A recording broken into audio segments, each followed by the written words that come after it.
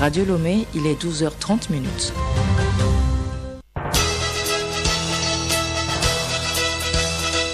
Le journal Henri Ochocho.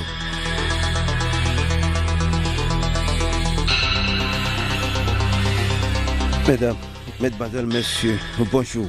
Les titres de ce journal, la politique nationale de la recherche et de l'innovation 2020-2030. Le sujet est au centre d'une rencontre de 2 jours ouverte ce matin à Lomé. À terme, un document élaboré en ce sens sera validé. L'Institut national de la statistique et des études économiques et démographiques INSED entame les travaux préparatoires du 5e recensement général de la population et de l'habitat RGPH5. Une opération de collecte de données de la cartographie pilote est actuellement en cours dans certaines localités prises comme échantillon. Situation sécuritaire toujours précaire en Centrafrique après l'organisation d'une coalition de 6 groupes armés et leur descente sur les principaux axes du pays vers la capitale Bangui. Pendant ce temps, le président Touadéra reste inflexible sur la tenue des élections. Et puis sport, football, reprendre le championnat au Togo dans le respect des règles sanitaires. C'est le souhait le plus ardent de Diène Dankonam. Dans une lettre adressée au ministre des Sports et au président de la FTF, le capitaine des éperviers évoque la nécessité de redémarrer les activités sportives dans le pays.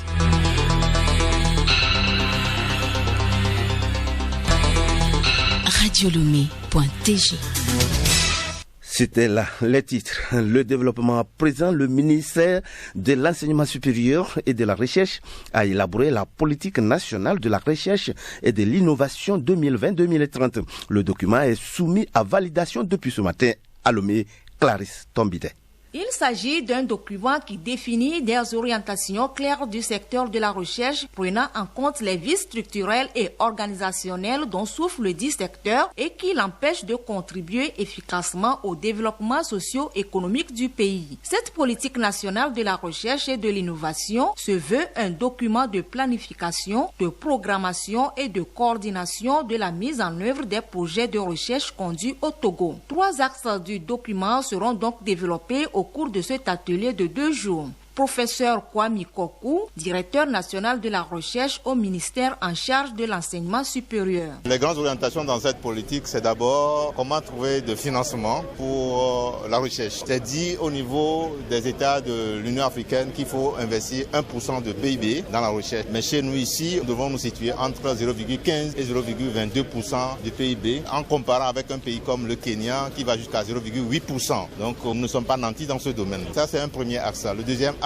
ça va être comment doter le pays de structures de recherche pour faire la vraie recherche. Et le troisième axe est le transfert de la recherche. Comment faire la recherche pour que la recherche puisse profiter aux communautés. Cette politique nationale de la recherche d'innovation à l'horizon 2030 contribuera à hisser le Togo au rang de pays émergent conformément aux ambitions du Plan national de développement PND. Nous retrouvons le professeur Kwame Kokou. Nous nous sommes appuyés sur les politiques macroéconomiques et la politique macroéconomique qui est actuellement en vigueur, c'est le PND. Voir quels sont les axes de développement identifiés par le gouvernement dans le PND et que nous transformons en outils de recherche pour appuyer justement ce plan national de développement. Ce qui veut dire que toute recherche aujourd'hui a une destination. Toute recherche veut attaquer un problème qui est utile aux Togolais. Étaient présents à cet atelier les enseignants-chercheurs, les directeurs centraux, les partenaires techniques et financiers. Il prend fin demain. Merci à toi, Clarisse Tombide. Nous le disions en titre, l'Institut national de la statistique et des études économiques et démographiques, INSED, entame les travaux préparatoires du 5e recensement général de la population et de l'habitat RGPH5. À cet effet, il réalise une opération de collecte de données de la cartographie pilote dans certaines localités prises comme échantillon. Une équipe est actuellement sur le terrain pour constater le déroulement des opérations. Des précisions avec Geneviève Pogno depuis Atakwame. Que ce soit dans le canton de Gbendé, de Yala, de Seregbene et de Balave dans la préfecture de l'Akebou. Cette opération de collecte de la cartographie pilote se déroule normalement. Betty Komi, agent cartographe. La population est accueillante, tout va bien avec la population. J'ai déjà passé 4 jours. Je suis en train de cartographier le canton. Actuellement, je suis dans le centre du canton Seregbene. J'ai commencé avec la cartographie. J'ai cartographié le milieu. Maintenant, il faut dénombrer les populations. En quoi consiste cette opération? Retrouvons l'agent cartographe. Je passe de maison en maison. Nous avons un système de pas de 3. Donc si je compte les gens dans la première concession, la deuxième je ne compte pas, la troisième je ne compte pas, c'est la quatrième. Donc ça fait que ça évolue vite. Ce système-là, ça permet d'avoir une base de données plus ou moins fiable. Parce que après ça, on peut sortir les statistiques. Mais la difficulté, c'est que il y a dans certaines maisons, les gens sont absents. Ça, c'est difficulté du terrain. Et l'appareil que nous utilisons, ça se décharge vite. Bien avant le démarrage de l'opération, des séances de sensibilisation ont été organisées afin que la population adhère à l'initiative.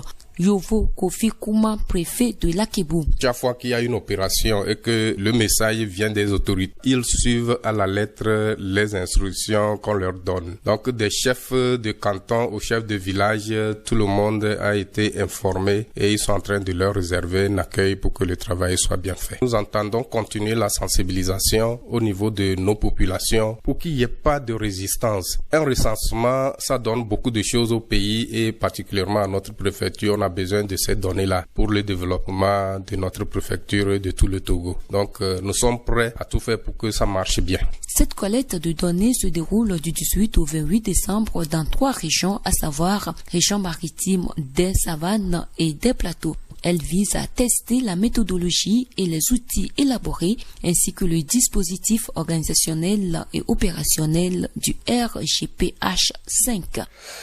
Toujours en page nationale, les candidats dont les noms suivent sont déclarés admis au concours d'entrée à l'école de formation des officiers des forces armées togolaises EFOFAT session 2020 qui s'est déroulée en septembre 2020.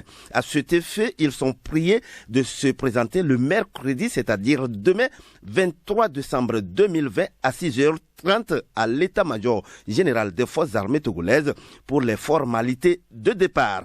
La liste avec vous, Grâce Goto.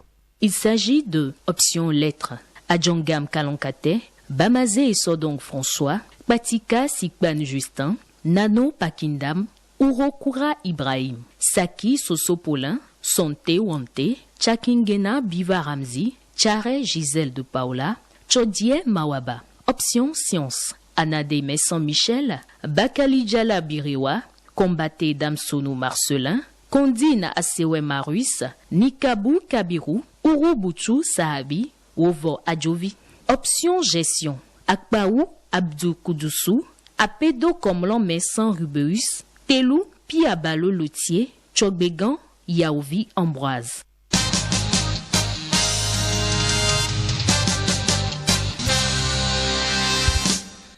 Rubrique magazine, afin de limiter les risques de contamination, j'allais dire, du Covid-19 au Togo. En cette fin d'année, le gouvernement, en accord avec les leaders religieux, les tenanciers de bars et les élus locaux, a décidé de l'interdiction de rassemblement de plus de 15 personnes sur toute l'étendue du territoire national.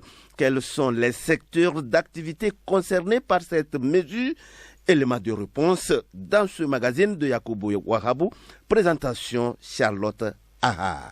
Cette mesure touche essentiellement les rencontres pouvant regrouper plus d'une quinzaine de personnes. Il s'agit des conférences, des événements culturels, commerciaux, des activités sportives, ainsi que des célébrations festives et religieuses. Général Yark Damham, ministre de la Sécurité et de la Protection civile. Ça ne se limite pas seulement au culte, mais également à certaines célébrations. Nous avons une veillée, nous avons un baptême, nous avons un mariage. Du 20 décembre au 3 janvier, il faut qu'on évite. Parce que ce sont des événements qui appellent beaucoup de monde. Ça fait plaisir d'entendre qu'au niveau de notre pays, le virus ou la pandémie est bien contenu. Nous sommes à 66 morts. Pour nous, 66 morts, c'est déjà trop. Pour le gouvernement, 66, c'est déjà trop. Donc faisons en sorte qu'il n'y ait plus encore de morts. Le bon sens veut qu'après la pandémie, que nous nous retrouvons pour continuer à vivre ensemble. Il ne faudrait pas que la vie s'arrête avec la pandémie. Donc je suis persuadé que nos compatriotes feront de ces mesures les leurs pour que vraiment, après les fêtes, que la vie puisse continuer. Une mesure qui se présente comme une arête dans la gorge des Togolais, mais le ministre Yark se dit confiant. Il appelle les forces de l'ordre à procéder par la pédagogie. J'ai eu une séance de travail avec les responsables de la force et leur ai demandé d'instruire les éléments qui soient beaucoup plus professionnels. Nous avons tiré des leçons du début du couvre-feu au mois d'avril. On ne veut plus entendre parler de dérapage. Les éléments doivent se montrer beaucoup plus pédagogues. Dans la courtoisie, avec un peu de fermeté, amener le compatriote à comprendre que les mesures prises par le gouvernement vont dans son intérêt. Nous faisons confiance à nos compatriotes. La force sera là pour accompagner et d'une façon pédagogique pour que ces mesures soient vraiment respectées, sans violence, sans dérapage, sans bavure. Rappelons que l'interdiction de rassemblement de plus de 15 personnes est de rigueur jusqu'au 3 janvier 2020. Le journal Henri Ochocho. Actualité internationale, cap sur la Centrafrique, eh bien la situation sécuritaire reste précaire et ceci après l'organisation d'une coalition de 6 groupes armés et leur descente sur les principaux axes du pays vers la capitale. À Bangui, la capitale même, la situation a été calme hier lundi où des mouvements ont toutefois été signalés. Malgré tout, Touadéra, le président reste inflexible sur la tenue des élections. Pas question de report ou d'ouvrir la brèche vers une nouvelle transition. Hortense Djoua. Oui, le président Faustin Archange Touadéra estime que la campagne peut se poursuivre en dépit de la crise sécuritaire et reste inflexible sur la tenue des élections le 27 décembre prochain pour rester dans les clous de la Constitution. Il l'a redit au cours d'un point de presse hier. De son côté, le président rwandais Paul Kagame s'est exprimé au sujet de l'envoi de troupes rwandaises en Centrafrique. Lors d'une conférence de presse virtuelle, dans l'après-midi de ce lundi, il a donné des précisions sur le mandat des troupes récemment envoyées à Bangui dans le cadre d'un accord bilatéral avec la République centrafricaine et non sous mandat de l'ONU. La décision a été prise sur la base d'informations selon lesquelles le contingent rwandais de la MINUSCA, fort de plus de 1600 militaires et policiers, serait pris pour cible par des groupes armés. Dans le pays, les positions des groupes armés restent relativement stables, même si les mouvements de regroupement se poursuivent notamment du côté de Babwa, axe de ravitaillement de la capitale. À Mbaïki, des échanges de tirs ont encore eu lieu lundi matin. À Bouka, statu quo, mais des témoins signalent la fuite des populations en brousse. Même si jusqu'à présent, les groupes armés ne s'attaquent pas aux populations, prévenant à leur arrivée qu'ils ne font que passer, les habitants des localités craignent de nouveaux combats. Plusieurs sources sécuritaires notent des désertions du côté des forces nationales ainsi que du côté du mouvement armé 3R. Merci à toi, Hortense Djoua. Aux États-Unis, pendant ce temps, les vaccinations se poursuivent, notamment celles des dirigeants politiques. Après Mike Pence et les membres du Congrès la semaine dernière, Joe Biden recevait hier lundi son vaccin. Le président élu a salué le travail accompli et appelé à la prudence. Je suis prêt, dit Joe Biden en remontant sa manche devant les caméras et les photographes. Le président élu a reçu hier sa première dose de vaccin contre le Covid-19. Accompagné de son épouse qui s'est aussi faite vacciner, Joe Biden a longuement discuté avec le médecin qui lui injectait le vaccin, la remerciant de tout le travail accompli par le personnel médical. Et alors que les États-Unis font face à une seconde vague meurtrière, Joe Biden a appelé les Américains à respecter les mesures sanitaires et à éviter de voyager pendant les fêtes.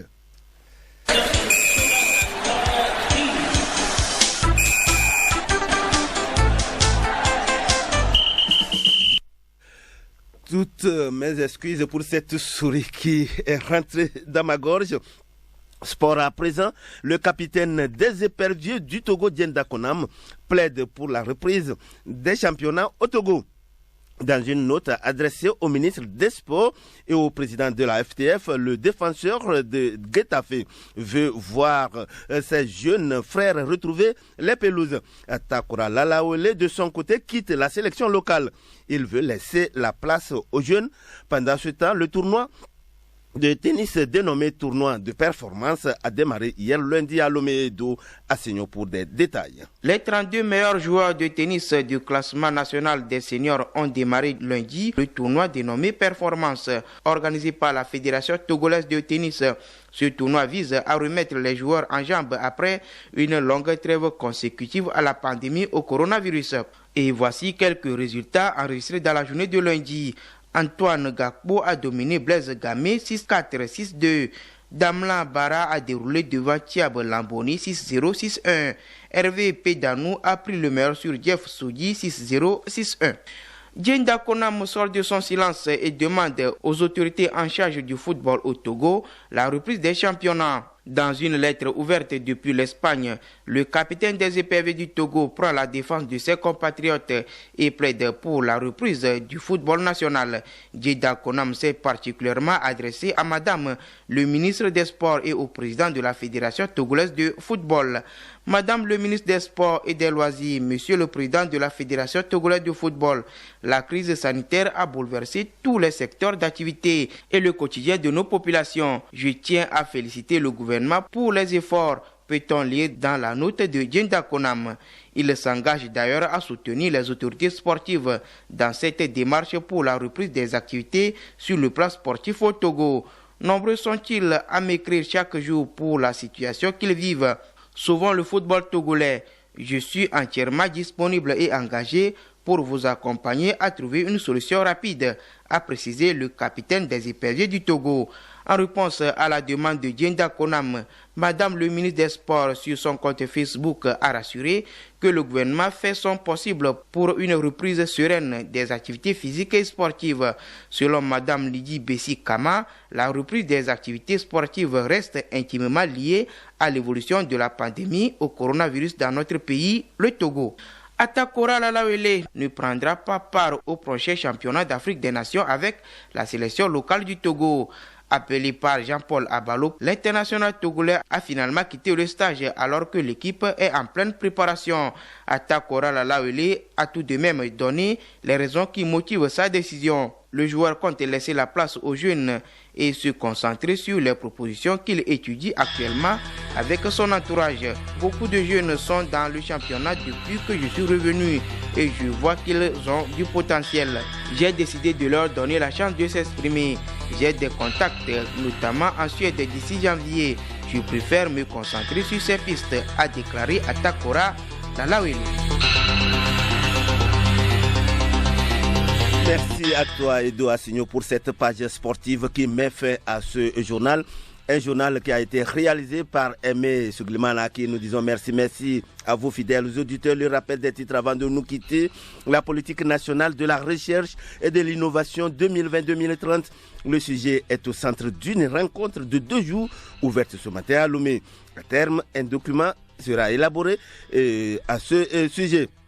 L'Institut national de la statistique et des études économiques et démographiques INSED entame les travaux préparatoires du 5e recensement général de la population et de l'habitat RGPH5. Une opération de collecte de données de la cartographie pilote est actuellement en cours dans certaines localités et prise comme échantillon. Bon après-midi à tous et à toutes.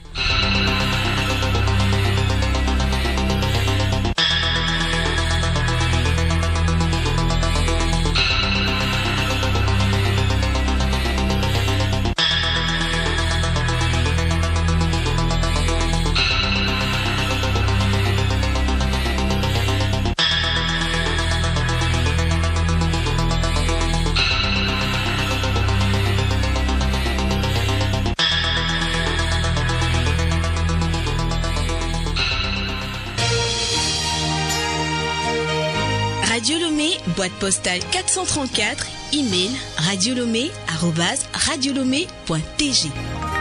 radiolomé.tg